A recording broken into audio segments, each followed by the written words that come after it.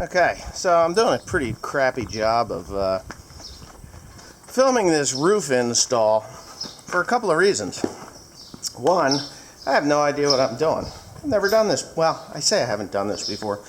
The last time I've done this, I did this, was in 1992, okay? And, you know, here's the car, obviously. And here's all my supplies. The roof is actually right here. All right, so that's it. That's the roof material.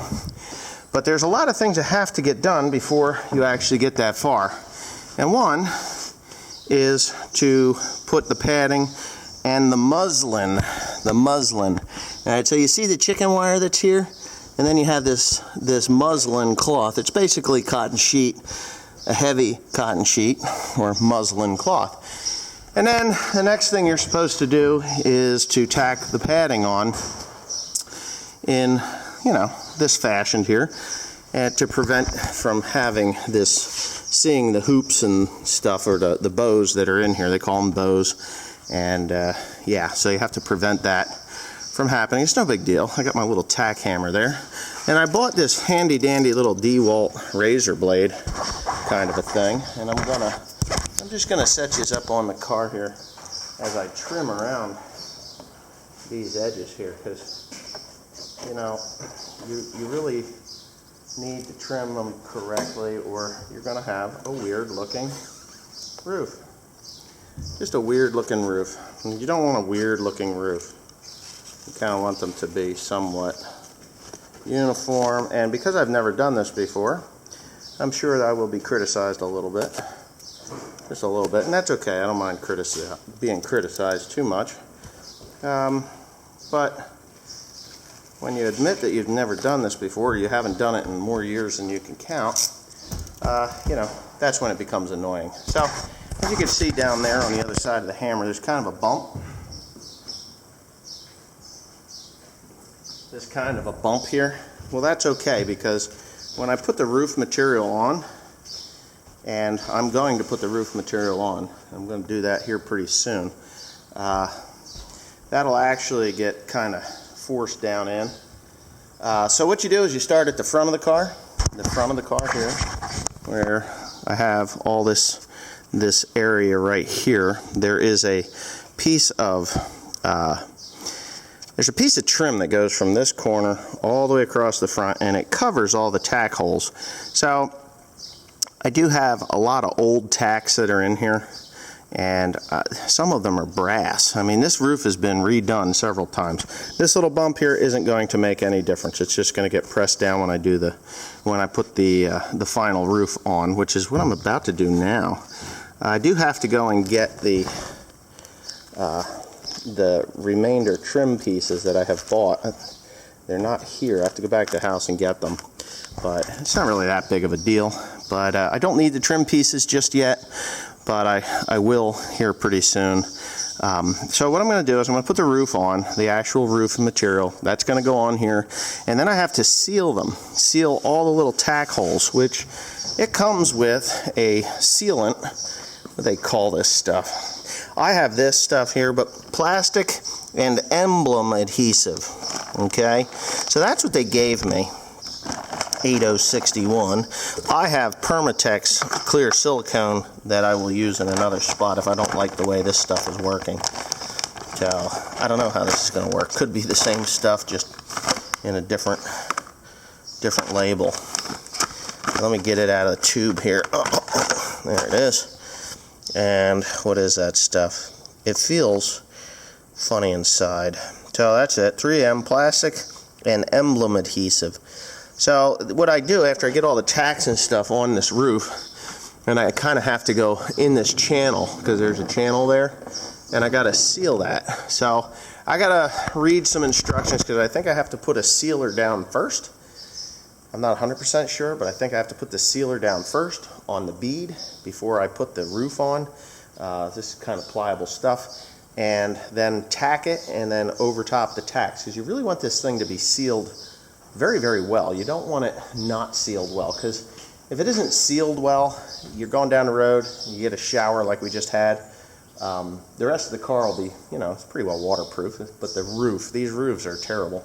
And you'll get a rotting sensation right in here. I have some longer screws that I'm actually going to countersink into this here and actually glue these in with a silicone sealer. So it's sealed and it won't rot my roof anymore. It's not bad. It's not bad at all. As a matter of fact, for being 80 some odd years old, it's in pretty good shape. But this very corner here at the rain gutter has had some issues in the past. So I'm going to take care of that with either this, which I'm thinking that I should just shoot a bunch of this stuff in there before I screw it fast. Because I'm going to use these screws. If I don't have these screws, I do have some longer ones that I can shoot into there. And I'm going to countersink them into the aluminum pieces that I'm about to go get. So anyway, here we go. Alright, so here you go. You're watching me read instructions giving men everywhere a bad name. So yeah, this roof, these roofs are kind of weird. I don't know why they did this. I think it's just left over from the carriage days, because horse and carriage builders used this, some kind of a top for them, whether they were leather or some kind of, what would you call that stuff? Naugahyde. I don't know when Naugahyde was invented, but, the coverings of canvas and other things like that. But Ford just continued to use this style of roof material, whereas other manufacturers, say like Plymouth or other manufacturers, American manufacturers, they had done away with the with that Naugahyde roof. Chevrolet actually covered a piece of tin, or covered the tin roof with the covering, or the vinyl covering that they had in their cars. But it's quite a job. I mean, if you're into tedious work that will make you ache and complain at the end of the day that you're very, very sore, this is actually it. I'd rather throw 10,000 bales of hay around than do this job. It's really it's difficult, because you've got these little aluminum strips, and my hands are meant to grab things, not hold little tiny tacks and tap them in. And you'll see me drilling holes with, a little later, you'll see me drilling with the with a drill, drilling holes through aluminum pieces, and I'll explain that a little later in the video. But it was a job. So you have to, according to the instructions, you tack it in the front and you tack it in the back, and then you kind of stretch it from the right to the left, and the grain has to run from the front to the back, or the back to the front, so that it aids in the water stripping off of the roof and stuff. There is a sealer that you're supposed to use on the tacks after you get the tacks in there, and then you're supposed to put the strips on, which you'll see me do. And I've sped this up 2,000% because I worked at this and worked at this and worked at this pretty near the whole entire day. Just a couple of things. Yeah, I pretty much worked at it the whole entire day. I mean, the boys, I had them working on one hay rake, and then they brought in the big baler, which I don't know if you're going to see you'll see it at the end of the video. But these strips that you put on, they have they have like this it's a folding aluminum strip. So it's opened up and there's holes in it, and I'll show you that at the end of the video. And then you run these tacks through there, and you got to drill holes in different spots to get it where it needs to be. But you'll see me using the glue, and yeah, it was quite a tedious job.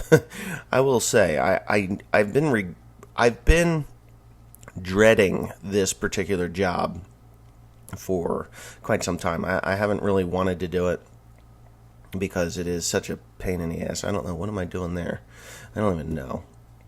But Joe and Tim come over and see how I'm making out, and when the sun's shining, boy, doesn't it make that car just come to life, doesn't it? Just unbelievable how beautiful that car really is. And I'm really proud of the color choice that I chose, for the car. It is an actual 1931 color scheme. It took me a little while looking on the internet to find the actual 1931 colors. and this was one of them. You know, so I said, you know what, that's exactly what I want to do. I want to do what Henry Ford did. Henry Ford, there's a perfect spot. Henry Ford actually chose the colors himself.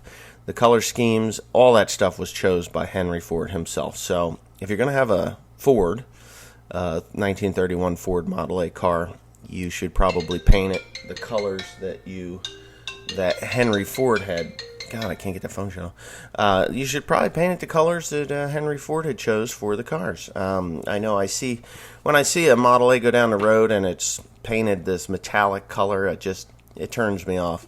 Now I've seen Model A's with 15-inch wheels on them, you know, and a flathead V8 in them, and they're really cool. But you know, and I've seen them with like the old checkerboard designs, and those are really cool, like a classic hot rod, like a classic 50s hot rod. Those I like, you know, but for a car like this in this condition, this is the cat's meow right there. So anyways, I hope you enjoyed it. Okay, so the better part of the day was spent with me hanging off of this fender here and other implements of extending my height. Of course, you can see there's a lot of dust and stuff. I had to drill a lot of holes were needed to be drilled, but I think it looks pretty good. It's just full of dust and stuff. A little bit of a issue right here. This stuff, it doesn't go down in that track correctly, so it heaved a little bit, but it's normal for a Model A to have that sort of stuff. And it tells you if you get a bump or something to go ahead and put some sealer in there. So that's what I've done. Each one of these little things, these aluminum strips that you see up there, it's actually called Hydem or roof trim. This is the one that goes over top of the visor. They were nice enough to put a bunch of holes in it for me, and you just put it across the top there. I have filled this behind it with silicone. I actually put a screw here and here so that it has a really good bite on it, because let's face it, there's a lot of vibration from the visor or whatnot there. From the inside, it just looks like it's a white roof with chicken wire on it until I get the interior kit delivered. It's bought. I'm just waiting for it to show up, and then yeah, and then I get to do all this stuff. You see the dust from the wood and stuff from me drilling and tapping and banging and beating on it, coming out of the body. I could go around the other side and get up close to it. You can see how it just folds over. So you put the screw in, or the nail into it, and then you tap it, as you saw in the video. You tap that down, and boom, it goes down tight. Now I'm going to put sealer in all along this edge. There's a what do you call it, 3M. I'll show you this sealer. I've put it in on the vinyl side. I want this roof to be sealed because I'm going to drive this car, and I just don't want to have leaks in the car. I want it to be, you know, I want it to be a driver. I want to be able to say, hey, you know what?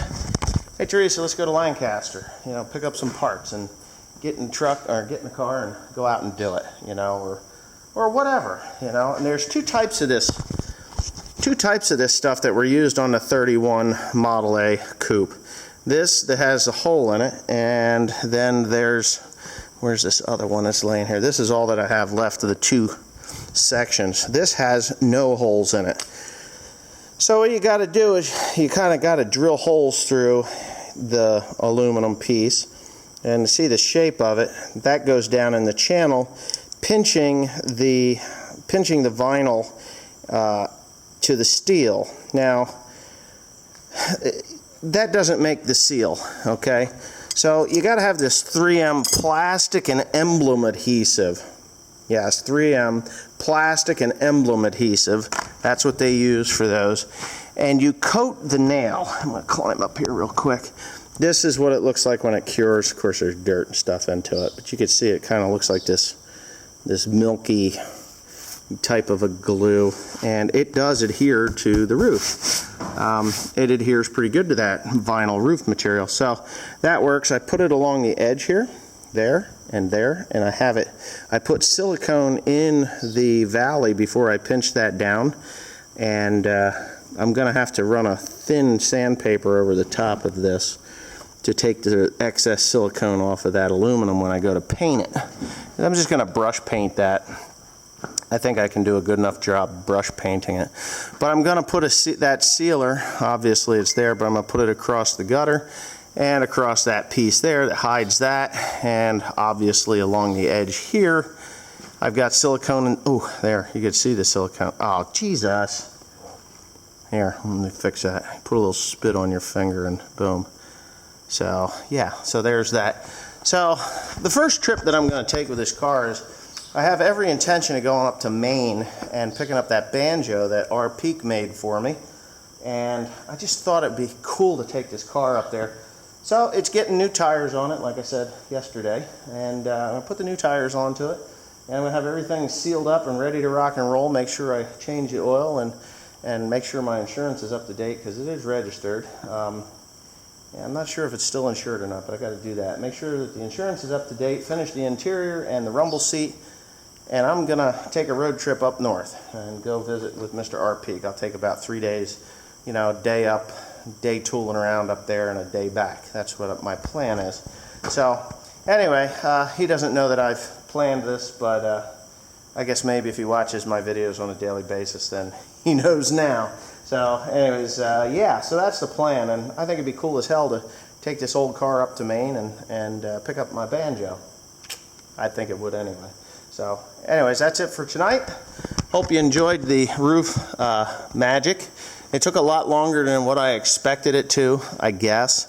I don't know. I didn't know what to expect. I've done one of these once before. It's very tedious work with all the drilling and the tapping.